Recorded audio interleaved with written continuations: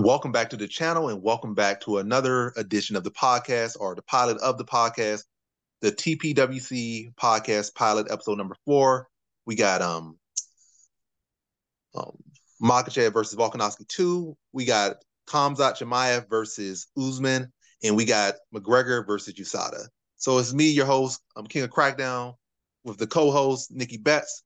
Let's get into it. So first, let's start off with UFC 294. We're going to focus on this a lot. It's been an interesting week. It really hasn't even been a week. It's been like a couple days. A whole lot has happened in literally like a span of 2-3 days, maybe even less than that. Like we had 2 fights fall out. We had Costa fall out, and now Usman stepped in to fight Chimaev on short notice, very short notice. And then we had but before that we had Oliveira fall out with a cut over his eye, and then Volkanovski steps in on short notice, and now they're about to have that big rematch after that very close fight that a lot of people feel Volkanovski won. They're about to rematch on short notice, so a lot to talk about. But yeah, and we're gonna start with UFC 294, then get into the other stuff. But first off, Makhachev versus Volkanovski 2 is a very interesting matchup. It's kind of happened in an interesting way. Like you would expect, like this 2 fight. The first fight really didn't get the flowers it deserved going into the fight because you had these 2 great fighters, especially Volkanovski, accomplishing all that he accomplished. It should have been a lot more promotion on it. The fight should have felt a lot bigger.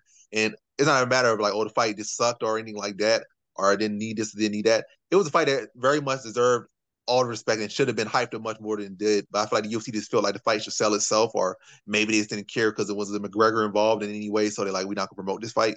But it just felt like the fight was not promoted. And again, it's feel like the fight's not being promoted. I feel like the fight's being promoted by the fact that it is happening on short notice. Like, oh my gosh, shocker.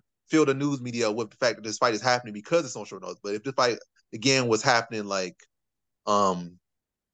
short notice, I mean, not short notice, this fight was again scheduled to happen, I feel like they would once again not really give it much attention. Like they don't not giving no good promo. It's just the very bare basics. So they expecting the fight to sell itself, and I do not like that. But very good matchup here once again. Just don't really like it for Volkanovski too much, and that makes it hard to sell because he is the smaller man. He's coming off the loss, so he's as far as their matchup, he's 0-1 against a younger guy. He's going up in weight. He's coming on short notice, so he's giving him every single advantage to the younger guy. It's the younger, bigger guy who has a win over him and who has already had to train for full camp. And as Makhachev said, it's going to be excuses or probably don't come with no excuses. But is it really excuses or is it the truth? But hey, Volkanovski is one of the greats of all times, and great people do great things. But it's going to be hard to see him pull that one off, especially in this current situation. And also, like, when you think about that one, like before we get to the other fight, let's talk about the featherweight division involved in that. Like, what's going to happen with this loss? Like, now he has lost 2. He could potentially lose 2 fights, and then he's gonna be going down there to fight Ilia Topuria or Max Holloway. If he fights Max Holloway, he probably could beat him again. Ilia Topuria, that might be a whole different thing. Coming down there fighting a guy who, has stylistically has a very tough style for fast hands, good wrestling. That could be a tough fight to come down to if Ilia Topuria is the one waiting for him coming down, especially after a loss. And if he does win, what happens to the featherweight division? So it's a lot of questions. But how you feel about that whole this fight on the card in particular, and what could happen? What could it mean depending on who wins and how they win? Like in this Makhachev versus Volkanovski 2 rematch on short notice. How you feel? Yeah, I think the only fight that makes sense is Islam versus Charles Oliveira, just because everybody thought if Beneil Dariush fought Islam that he might have a chance of beating him, but it was just not even close to being the case. I think it definitely leaves a lot of questions in the featherweight division for sure. Joe Rogan said that he thought Volkanovski won the first fight. There's reasons why he won. Me personally, I literally went to the casino down the street from my house. I put 3,000 down on Islam to win against Volkanovski, and I fell asleep the night of the fight because I was so confident in Islam's ability. But Volkanovski humanized Islam. Islam's always looked dominant, always looked amazing, except for his, the knockout, the only knockout, the only, I think, loss on his record. But I think this gives Volkanovski the chance to maybe come back and do something. I think it leaves so many questions open, like what happens to the featherweight division? Because if Volkanovski wins, Islam gets an immediate rematch. No ifs, ands, or buts about it. That's just how it works. And I think it would put the featherweight division in a lot of limbo, like how Davidson Figueiredo and Brandon Moreno fought 4 times, and the belt never really went to anybody else until Pantoja picked it up. But I definitely I'm just as excited for this fight as I would have been for Charles Oliveira. I would have rather watched Charles Oliveira than in Islam, just because I think Charles Oliveira wasn't there that night. I think he was checked out or something. Because when he fought Beneil Dariush, he just looked like a completely different person. And maybe Islam does the same or something similar as to what he did the first time. But I think it's like the fight between Volkanovski and Volkanovski, and he just Holloway? fought. No, he Oh, just Yair Rodriguez? Jair Rodriguez. I was really questioning, even though how well Volkanovski did, just because of the momentum and the style of Yair Rodriguez. I thought, this could be potentially a really good fight, and it was very dominant one way. But yeah, I think it definitely leaves people questioning a lot of, well, what's next? What happens next? And I think that it's definitely a topic that people are interested in. But I can't wait. UFC 294. I like best card of the year. All my favorite fighters are on that card. Islam, Chimaev, Sher, Magomedov. A bunch of people are. It's gonna be a great night with really skilled fighters. What do you think about Usman and Chimaev now? I think that's a good fight. But yeah, I think that's a good fight. I definitely think for the headlines, I hope it sells well. But me personally, I feel like it's a couple years too late and at the wrong weight class. And on short notice, a lot of things about it. But hey, a fight's a fight. At the end of the day, like it could be like don't feel like it's the right time. It could feel like, oh, is this guy just at this time now just a shoe in to win and stuff. It could definitely feel like that. Oh, he's bigger, he's younger, he's at a different weight class or higher weight class on short notice. And yeah, like he just matches up with him so well. And again, he's younger and bigger and at the higher weight class. And Usman coming on short notice, smaller guy. So like the wrestling probably gonna cancel off anything. But if like Usman take him down, he really gonna do no damage. But if Chimaev take him down, he has much better submission grappling, or at least has shown to be a much better submission threat. So like kind of like in all areas, it seemed like Usman could kind of match him. But when this if like I feel if Usman gets touched by Chimaev, he probably get knocked out real clean. But I feel like Chimaev, the younger fighter, bigger fighter, he can eat some of Usman's power. He don't want to eat. He don't want to do that. But if he could take some shots, yeah, I feel like he can afford to take some shots that Usman can't. And again, if he gets taken down, I feel like he could get back up, and Usman not going to really present much of a threat on top. First, if Chimaev takes Usman down, we have seen how dangerous he is on the ground, how dangerous he is on top. Like he actually has finishing ability where Usman has never really shown that finishing ability on top, at least not at a high level of the game. But yeah, this just seemed like it don't seem like it's a great fight on paper, but when I really think about it, like breaking it down, it don't seem that exciting to me. When I like try to predict it, like way back, and I think when Usman still was champion, like predicting it in the future. But yeah, I hope that the fight turns out, to be an exciting fight. I hope Usman brings it and shows the case. We didn't expect Gilbert Burns to give him a great fight, but Gilbert Burns went out there and gave him a great fight. Usman beat Gilbert Burns. He actually had an easier time than Chimaev did with Gilbert Burns. So yeah, a fight's a fight at the end of the day. If Usman brings it, he's a great champion. He one of the greatest of all time. So one of the greatest of all time, like they're gonna show up. So can't just sleep on him. But honestly, prediction wise and how I'm really seeing this one, I'm not super excited about it. But honestly, I think it's a much better fight than the Costa fight, to be honest. And also does a lot more for Chimaev than the Costa fight. Because Costa, no, he's a decent name. He's been talking and chirping a lot, but he hasn't been doing a whole lot of winning over the past years. He's mostly been losing. His only win in all these years recently has been Luke Rocco, but he lost to Vittori, he lost to Adesanya, and other than that, like what has he been doing? Just getting one win over Luke Rocco in the past like 4 years. So he had like one win in the last 4 years. So yeah, a win over Usman, one of the greatest welterweights of all time, and one of like top 10, at least top 15 greatest MMA fighters of all time. Definitely does a lot for him, and it kind of gives him that welterweight title shot that he never got or didn't really earn, to be honest, because he was in position to get this stuff, but he didn't do the work because he's been inactive, I don't know, injured or doing what. So, but yeah, good fight. But I definitely got some things to feel a little bit differently than that kind of prevent me from being as excited about this fight as I would want to be. But how you feel about it? Yeah, I think there's just so many questions about this fight. I think, like you said, on paper, it's a very competitive fight. I think the fact that Chimaev struggled with Gilbert Burns, and like you said, Gilbert Burns was kind of dominated by Kamaru Usman.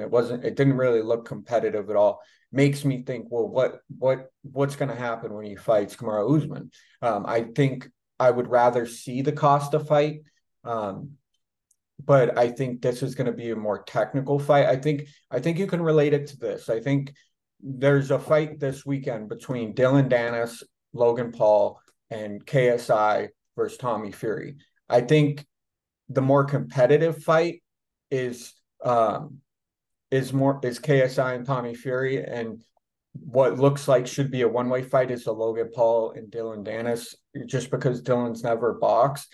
But the hype that Dylan built was similar to the hype that Costa built, like in a way, because everybody was like, man, he's talking mad smack about Khamzat Chimaev, and you could clearly tell these people do not like each other, and that's why I related to that fight, because of all the news that I've heard about Dylan Dennis and Logan Paul. But it's definitely, no matter who Khamzat fights, it's going to be my favorite fight. I just like Khamzat so much because he's just so relentless, and so, like, his dog is just, man, it's crazy. But this, I think, is going to be more technical, and it's really going to showcase who's the better fighter. And I think 2 years ago, I don't know how this fight would go, but I think right now where Kamaru Usman's at, and the fact that Chimaev was also going to fight someone who's good on the ground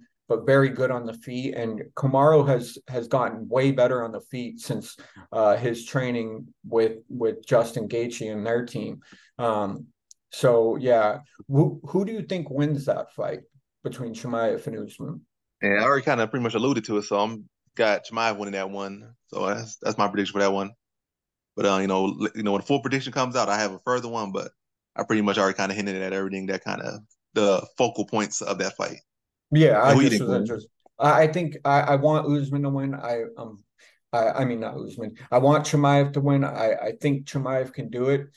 He's just really got to show up, and he's got to be on weight. You know what I mean? That's the biggest problem he dealt with this time last year with the Nate Diaz fight. He had to fight Kevin Holland because he didn't make the weight. So I'm really rooting for him and hoping that he makes the weight so that this fight can happen. And probably my that's probably my biggest worry, and my biggest thought is, will he make the weight? Like, can he make the weight? Is he gonna make the weight? So yeah. So he said you have issue with making weight. You think it's gonna be Usman having issues with making weight? No, Chimaev, Oh, you think because Chimaev? yeah, because remember last year Chimaev was supposed to fight Nate Diaz at 170, and he went to the scale and he was 8 pounds over, and the doctor told him he could no longer cut weight, that he Yeah. wasn't healthy enough, and they had to switch it to Kevin Holland. I think he should be fine. He's at middleweight, so I think he should be okay. At least better than trying to make the welterweight. So I think he should be able to make weight without Are they issue. fighting at welterweight? I think that's what it No, they're is. fighting at middleweight because it was Oh, supposed to be against Costa, so it's a middleweight fight. So Usman oh, coming in on short nose and fighting at middleweight for the first time ever. wow. Okay. That changes everything. I think now it gives I think Usman has a little bit of a disadvantage there then, because Hamza was training to make 185, and I think it could just give him a little extra power. But either way, I'll always root for Kamaru Usman. I think he, like you said, top 15 of all time, best welterweight possibly of all time, and that maybe probably closer to top 10 of all time as far as fighters go. What do you think is going on with this USADA thing, man? It's Uh, crazy. Before we get to USADA, I want to kind of finish off with USADA, but let's wrap up one more thing with these the Charles Oliveira and Paulo Costa. Do you think those injuries were enough to pull out the fights, or you feel like they just wanted to be optimal, or you feel like that's something they could have fought through? So Dana White, when I actually watched the Contender series, I snagged a few of your picks, and they did beautifully. So you guys should definitely check out his Dana White's Contender Series, because he's definitely been on point. I think last week too he went 4-1 or something like that. It was pretty cool. But I guess Dana White said that, had he flown to the UFC Apex, that they could have sewn the cut from the inside out, and he could have possibly been able to still fight. Like, even though I saw the gash and it was like this long and about as thick as my finger, they said that if they sewed it from the inside, that he possibly could have fought. But they called him after it happened, after he got it sewn up. So it's just so unfortunate, man. That would have been a fight I would have loved to see, more than Volkanovski. What do you think on it? Um, I feel like Costa definitely could afford. I feel like Oliveira he couldn't really afford to give Makhachev any weaknesses.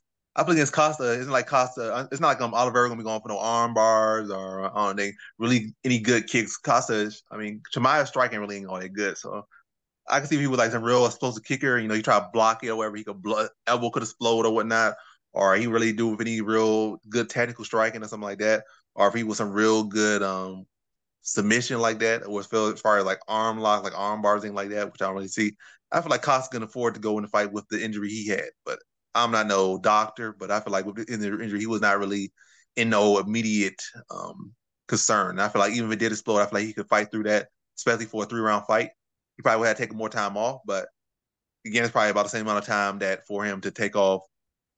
But again, I'm not no doctor because they easily could have case of he might go out there and knock Chimaev out, ring his chin, ring his neck, and then now he out for a year. But hey, I think another issue that presents with them not taking these fights. I feel like Oliveira could definitely get a rematch with Makhachev. But I feel like Costa, if he let this fight go away, he might never get this fight again. He might not. He got to hope Chimaev loses or he stacks some wins together. But I think if Chimaev goes out there and looks spectacular, I think the Chimaev fight's gonna be real far out of the way. He's gonna have to probably fight a Whitaker, have to fight somebody, maybe a Dricus Duplessis or something. Duplessis loses or something. Because even if Duplessis is out of his way, Chimaev wins, he's out of his way. He's gonna be really grasping for straws. He's gonna have to fight Pipers and Nichols and stuff to get back to those guys. So I think out of all the people, I feel like he's the one that he could have fought through and hit by not taking this fight. He's the one who hurts the most because now he's losing those big fights. Now even though he's not actually losing, he's losing those opportunities. Now he got to do more to get back to where he was already. So like he's losing by not even losing. So he would have been better off just fighting and give himself a shot. Yeah. It But looked now like he.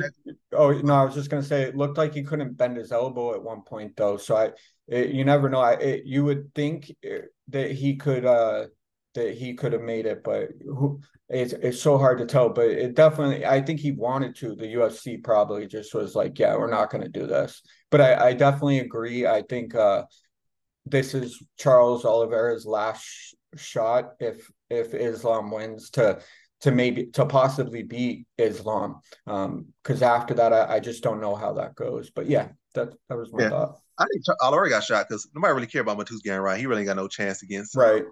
so nobody care about Matus. So Oliveira definitely got chances. The lightweight division got the most people, but it's still like barren up top. Like it's barren and boring at the top. So he beats Volkanovski again. Who's next for in the fight?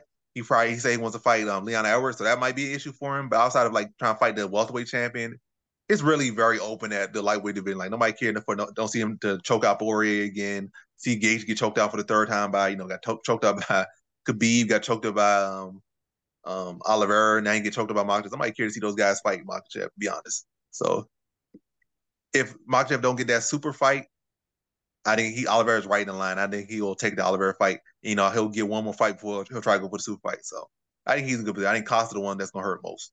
But now to our next one. Well, not our next one, but the next topic, next subject. We're gonna talk about the year of the dog. There's been a lot of dogs biting. It's like spooky season. It's Halloween. It's October. And now we got November, December. Holiday season are coming through. A couple more fight cards for the year before it ends. But it's been a great year for dogs. You had Gaethje get his get back over Poirier. We've seen the dynamic fashion finish them. We've seen Strickland come through and beat Adesanya when nobody thought he had a chance at all, and he went out there and beat Adesanya pretty thoroughly. He didn't finish him, but he beat him pretty thoroughly, dropped him. Had Adesanya look spooked out there. We just seen Bobby Green pull off a big upset over Grant Dawson, and I'm pretty sure it's been some dogs I missed, but there's definitely some big fights left. Probably the biggest one left. Well, Oliveira would have been a big one. He could have been another big dog that could have potentially won. We got Miocic, who's everyone's sleeping on. That could be a big dog. We still got I think Kobe Covington is fighting for this in the year. So I think those kind of two that stick out most. Well, let me just say three, because Volkanovski could potentially win, Usman could potentially win. You got Miocic, he could potentially win, and you got Kobe Covington, he could potentially win. So it's one of the big ones that won. We got Sean O'Malley, he won. So it's been a good year for dog lately. I think, and stuff has just been happening. These guys been coming in and winning these fights. But how you feel about this year of the dog? You kind of saying eyeing any dogs to potentially win and win big, cash on those, or are you think as far as for the most part, Barbosa got a good chance, but do you feel like any of these dogs that you really are eyeing that you might feel like I might sprinkle something on them, or I feel like they shouldn't even be a dog and I'm gonna put some good money on them for this year before they ends? Man, there's so many. I like you said, how can we keep track of all these people that have been minus or plus 500s that have just completely shown their ability to upset the odds? And I think that plays a huge factor in our betting. Man, like Sean Strickland, I think Volkanovski, like Joe Rogan believes that he possibly won that, and he was a huge dog. My biggest dog right now that I'm looking at is Yuri Prohaska versus Alex Pereira. Alex Pereira is an elite kickboxer. He's definitely got the ability to prevent takedowns.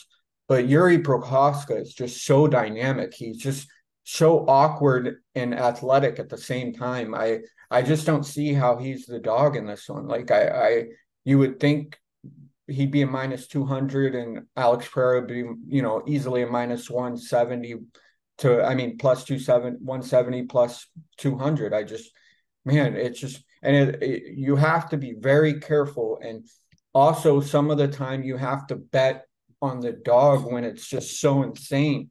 Like I bet on Bobby Green just because of what's been happening between Sean O'Malley, and I watched that live, and Sean Strickland. Like those two fights, I just didn't see going that way. I thought that Aljamain Sterling was going to be able to, at some point, get him down and then just repeat until he got his hand raised, and that was starched completely. What do you think about Yuri Prohaska and Alex Pereira Yuri Prohaska being the underdog? I understand it. I feel like it's definitely a style matchup. I think with this one, because Yuri does leave himself susceptible to getting caught with hooks and just counters in general. Like he walks in, he kind of hangs his chin out, kind of points it to you, and like pretty much begs you to punch him in the chin. And he has been rocked in every single fight. And I feel like he does that same thing against Oliveira. He's gonna be sleeping. And the fact that he's coming off this long layoff, he's coming in with like 40% of an arm or something like that. I feel like he's very vulnerable. And even without that, he still already had tendencies to get caught. He's getting rocked several times by Oliveira. By Glover Teixeira. He got rocked by several times by Dominic Reyes. He got rocked by I would say Volkanovski. What's his name? He got rocked by but yeah, plenty of guys. I'm forgetting another guy's name, but yeah. Every single fight he has had in UFC, he has gotten rocked. And not just like slightly rocked that you didn't see. It was noticeably rocked in every single one of those fights, if not multiple times in those fights. And I feel like Oliveira can do some damage, but I definitely see it's MMA at the end of the day. It's kind of hard to imagine also that Pereira will come in and with this little bit of a resume coming in and be a two-weight champion already. This shorter time, it just seemed a little bit too easy, a little bit too picturesque. So I definitely see that. And I wouldn't be surprised if Yuri Prohaska didn't look to be awkward and come in and been training wrestling and look to take him down. He might not be the greatest wrestler offensively or defensively. And this might not be a stylistic matchup where Yuri Prohaska just his style is to wrestle. Like in reality, he's more of a scrambler. Like he does well against wrestle because he can scramble, get back to his feet, tire them out, and just pick them apart. So that's probably his best stylistic matchup typically. Unless he goes in with like some real phenomenal BJJ guy, but for the most part, most levels, especially at this level and this weight class, he can scramble well against the grapplers, and then pretty much just put a pace on him and finish them. That's what he could do. But his style not a guy that's typically going to offensively grapple you, but who knows what he's been training the time off. He does look in there, and Pereira hasn't been expecting it, or he's bigger and stronger than Pereira is expecting. He definitely can exploit Pereira. I don't think Pereira's grappling is all that good. He might have, made it look decent, but it's really probably still like a cardboard box over a big hole in the wall. He may look decent, but maybe Prochazka can maybe even catch him with something, catch him with some crazy spinning back elbow, drop him, and get on top and start to ground and pound and bust him up real bad. Or maybe he can just catch him off balance and drag him to mat and then really start to just weigh on him, take his back. Because even Adesanya, who typically does not wrestle, was able to wrestle at that point. So you can't count anything out of there.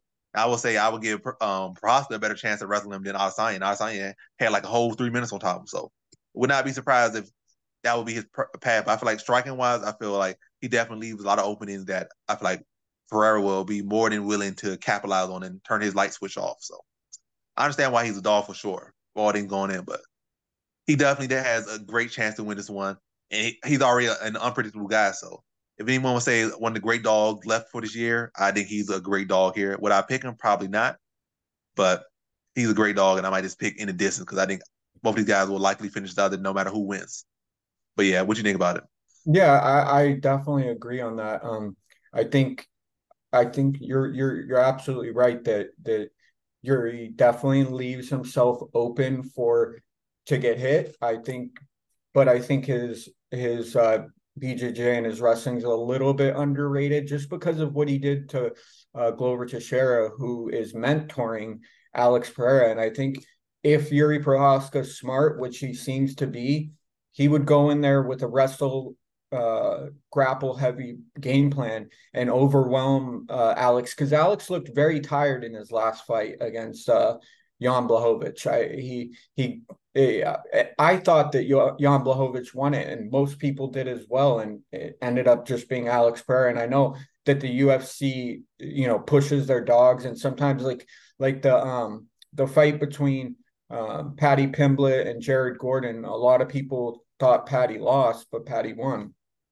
And I guess there's different rules and whatnot for how they judge stuff, but I definitely think Jan did more of the control, had kept the pace a little bit longer, and I don't think that I think if Yuri gets touched by Alex, that he definitely has a chance of going down. But I think it's a solid dog. I'm definitely going to bet inside the distance as well, and I'm definitely going to bet the money line I already have. So I'm super excited for that one. I think it's a really cool co-main event for a John Jones fight, and I think it definitely builds the card well. All right, cool. So here we talked about a year of dog, and definitely some good fights coming up, and definitely some good dogs right here. So Prochazka looking like a good dog who can bite.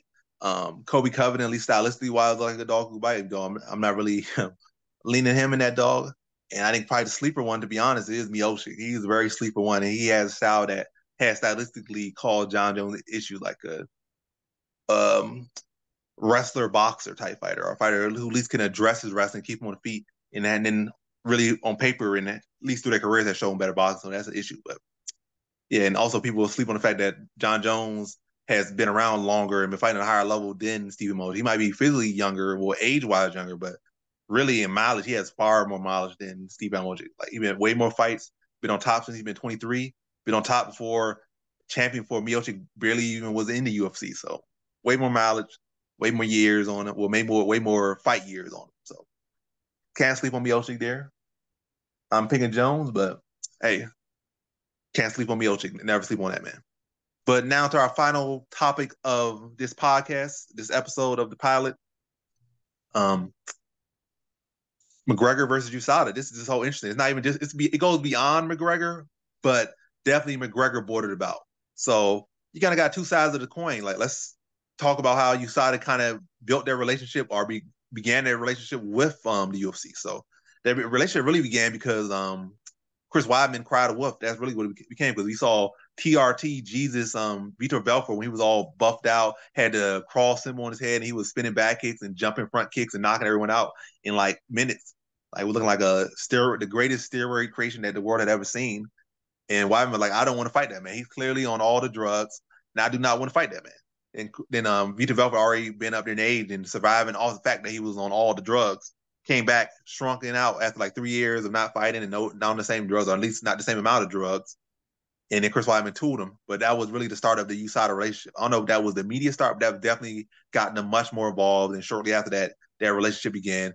And you clearly saw it in the drastic build difference from Vitor Belfort when he was before USADA than after USADA. But now, like, that's the start of it. And the end of it is because Conor McGregor, the star, like, so they started because they were scared of one man or Weidman cried wolf. And now the UFC's like, oh, this guy, McGregor, look at him. He's on all the drugs. He's trying to go into his TRT. I mean, he's trying to go into his TRT Jesus Vitor era of his career. And USADA's trying to block it. So we're going to say, hey, this guy makes us millions and millions of dollars. He's the reason why our company is valued at $1 billion, or pushed us from like hundreds of millions to $1 billion. He pushed us up. Like, we were already a multi-million dollar company. We were already good without him, but he made us better, or at least monetarily better. So we're going to do what we can to get our boy maybe 3 more years out of his fights by allowing him to drug up. So USADA, you got to dip. We haven't had a McGregor fight in a couple years now, so we're ending our relationship. You know, we're not even hiding the fact that we're doing it, because he's supposed to come back like the first, second, third, or something like, middle of the year. And it just so happens at the beginning of the year, that's when their relationship ends. So it's clear. And USADA even saying, so no one even hiding the fact that they're clearly wanting their boy McGregor to be able to juice up, and that McGregor probably wasn't going to be able to pass that test. So a lot of sketchy stuff. And honestly, I don't like it, because I can see if you're just doing it in general, you just feel like, oh, for the fact that all the fighters were being improperly abused to take tests at some time. But in reality, they did it for money, and it's all on one particular fighter, and they're not even trying to hide it. So it just don't look good.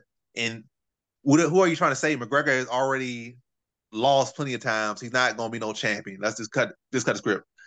You can let him come in there, tell McGregor, stop. You're not going to win anyway. Stop taking drugs. You might be able to be Michael Chandler. You get one more win.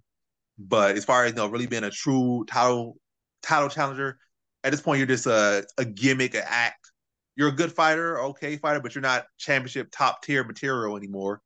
And you're alcoholic cokehead at this point. So, and you're not John Jones. John Jones could get away with that. He's been great this whole time, been an alcoholic cokehead steroid user, but you're not John Jones. You might make more money than him, sell more tickets than him, might be more this and that, but you're not this winner. You're not this great fighter. You're not nowhere near the GOAT list or the Mount Rushmore or anything. At least not maybe on Mount Rushmore for money and pay-per-view and sales. But yeah, it's not a good look at all. And again, if they did that for John Jones, it would not be a good look either. Like, so no matter who they do, it's not a good look, especially for one fighter. I can see if they try to disguise it as a whole thing. They like, oh, USADA costs too much money. This money could be going to the fighters, or they did this to fighters or not to fighters. Are they wrongly accused hundreds of fighters who were all good boys, good church boys? But do for one fighter is just not a good look.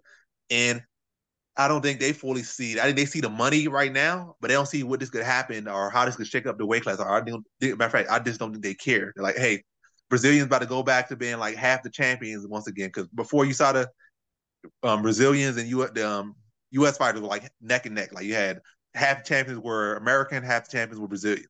And that's no knock on Brazilians. It's what it is. Like, before you saw it, they were literally half the champions. I mean, they still the second greatest nation in MMA by far. So Russia nowhere near close to them. They got like 30, 20 champions. Russia got like 4. So they nowhere near as close. Russia is, but US got like 60. So, but still, it just is what it is. I'm just saying the honest truth of what it was. Half the champions were Brazilian prior to USADA. And then it kind of cut down to like 2-3 champions were Brazilian versus like half and half. But how you feel about this situation? You feel like about them doing it like really for the McGregor money, and how you feel like this is going to affect the sport going forward? Are you feel like they're going to get the last 2-3 years out of McGregor and then cut it, or you feel like they're going to be like just like goodbye USADA for the next 10 years? How you feel? Man, it just leaves like me baffled. I'm like, what happens next? What do they do? Do they just let all the champions get, on juice, and now everybody's, got a little bit, they all have the same equal, edge because they're using TRT or testosterone, you know what I mean, different types. And I think it's a bad move. But this just came out like 16 minutes ago. Let's try and get it on camera.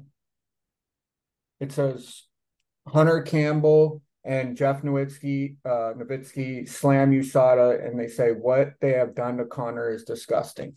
I think if they disguise it as they were waking fighters up at 7 o'clock in the morning the day before the weigh-in and making them, stay there until they had to go to the bathroom, and they're cutting weight, but they have to pee in a cup. You know what I mean? And they're trying to, water load and then release all that water in, a short period of time. So I think those things probably would have been better disguised, but I just don't.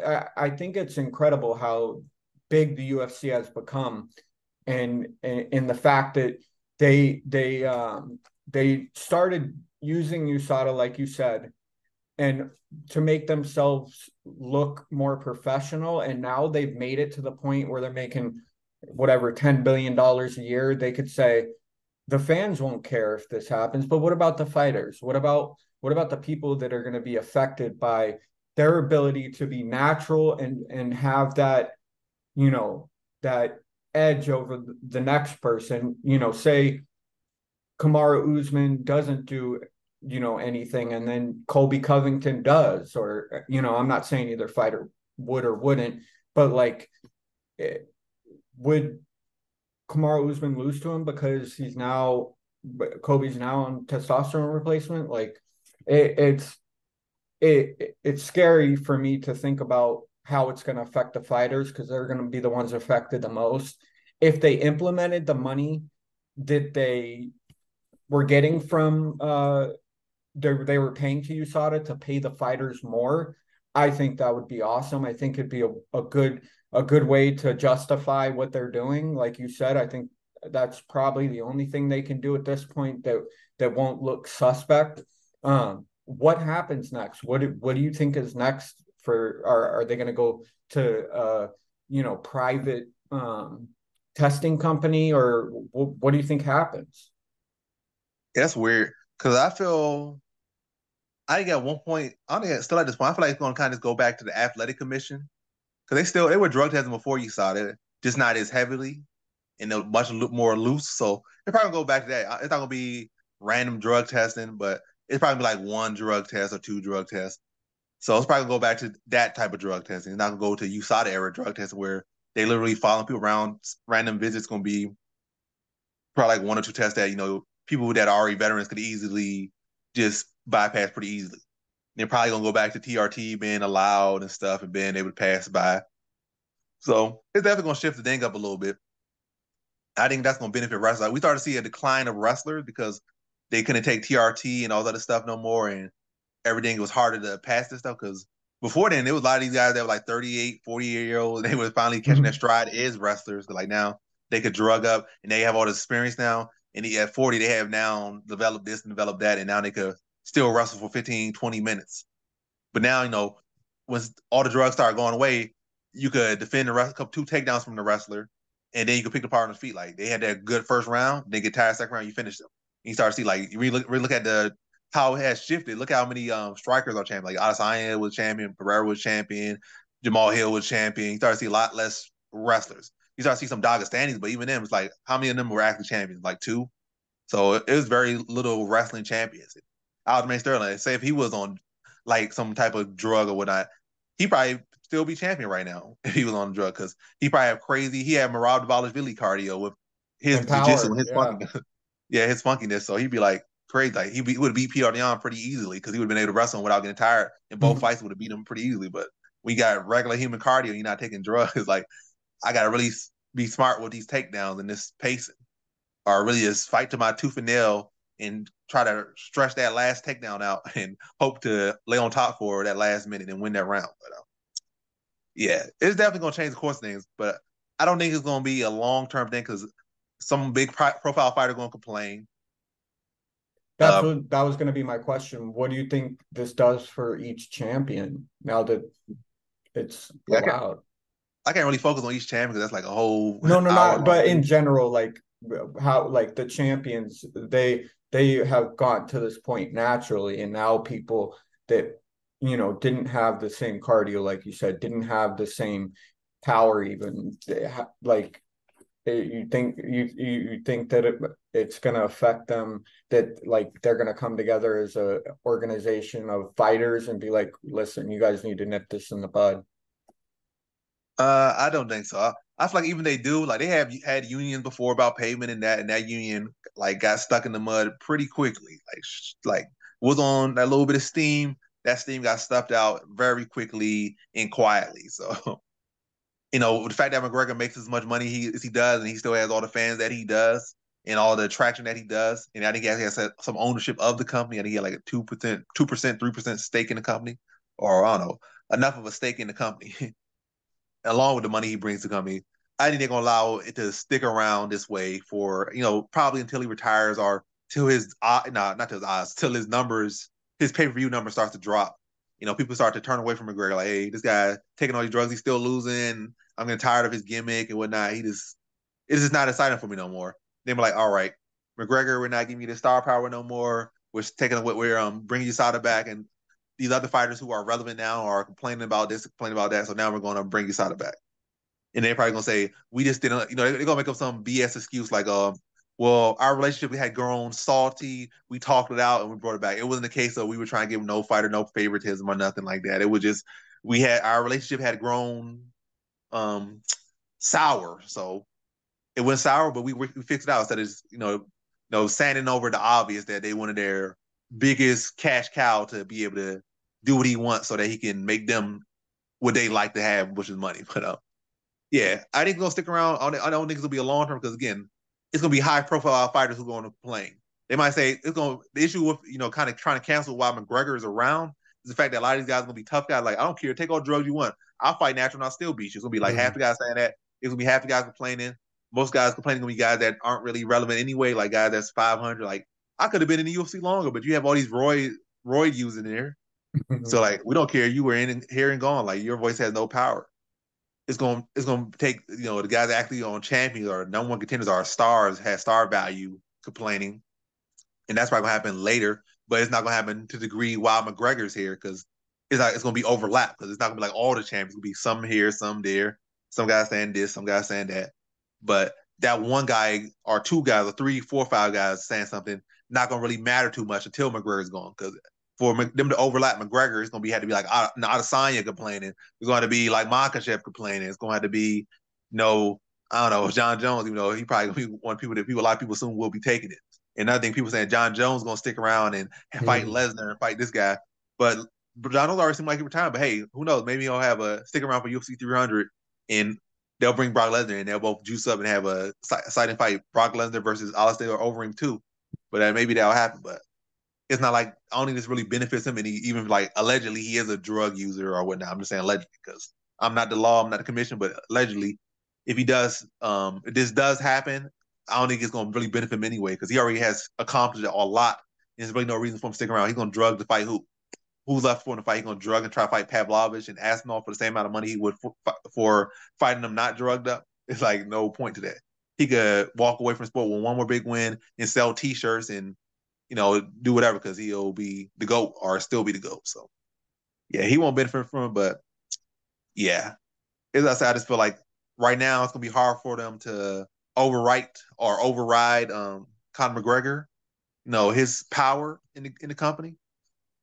But once he's gone or once he loses his star power or his relevance or take a hit to his relevance, I think then those couple handful of voices or big voices are going to be able to make a change, just as Weidman's voice was able to make a change all them years ago. But yeah, any more final thoughts on these topics? No, I think we covered most of the current events, the current situations that are unfolding inside the UFC and I guess outside. But yeah, I mean, uh, I guess I can't wait for Conor McGregor to fight because he's going to be able to do everything. But yeah, if he loses, yeah, and I don't think he beats Michael Chandler, even whatever he's on. I just think right now Michael Chandler is better, and I think Conor McGregor has become complacent in the fact that he has so much money. But yeah, those are my thoughts. All right, before we wrap up, so I want you guys to share your thoughts on these topics. You know, how you feel about the UFC 294 overall, how you feel about there's changes. So Volkanovski versus Makhachev or Makhachev versus Volkanovski 2, how you feel about Chimaev versus Usman, how you feel about the dogs, any dogs you guys are interested in.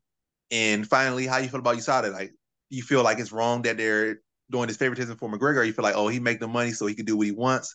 So like what he said in that little viral video, he said to Chandler, like, you do what you're told. Like, so, you know, he already got that I'm the boss type mentality. So you feel like you agree with that, like, oh, he's the boss, he can do whatever he wants, or he's the star, he can do whatever he wants.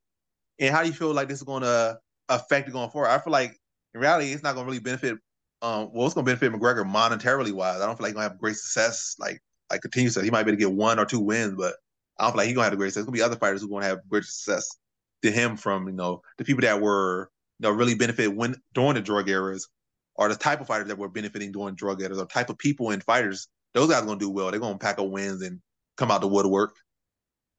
Uh, then these muscle bound guys that, you know, had no cardio all of a sudden have cardio again. They were like big and chiseled and wrestling for 15 minutes. Those guys are going to benefit once again. But yeah, how y'all feel about that? And one final thing, we already talked about contests and stuff. So I'll remind you of that again. I'm not even going to really mention it, but I'm going to say I see it. I see you guys I see the pattern yet again. The lowest podcast we have had since, like, of the 4 podcasts or 3 podcasts that have been posted has been the contest thing. So as I said, people like say they want contest, say they want that, but the is it ever really truly worth it for anything? Is it worth it for you? Is it worth it for us? Is it worth it? Is it really ever worth it? But hopefully by the time we like UFC 294 comes around, or, you know, start to come around and we start to really push for it more, hopefully you guys are actually invested and actually competing. And um yeah, this I'm trying to say the word, you guys are participating. That's what I would say. You guys are actually participating, but because the video didn't show it. The other videos were all over 100. That video is still sitting at like 77. But hey, I ain't gonna tag it in this video, but you could go in there and search through it, or type in TPWC, and maybe it'll pull up for you, or just type in podcast in my name or Nikki Best's name, and it'll pull up for you. But yeah, don't be those guys, don't be those girls. Participate. It's fun. It's free money. And, you know, you are true supporters, or whatever you want to be, or you just truly like this channel and our channel or this channel, whatnot. It's another way to interact. Like, I'm literally in the Discord pretty much every single day, so it's another avenue to talk instead of just trying to throw a comment, you know, in the void. You in there literally right there with me. So, and Nikki Best and plenty of other people that you can interact with. But that's the video. Thanks for watching. Like, comment, and subscribe to me and to Nikki Best. And that's the video. Peace.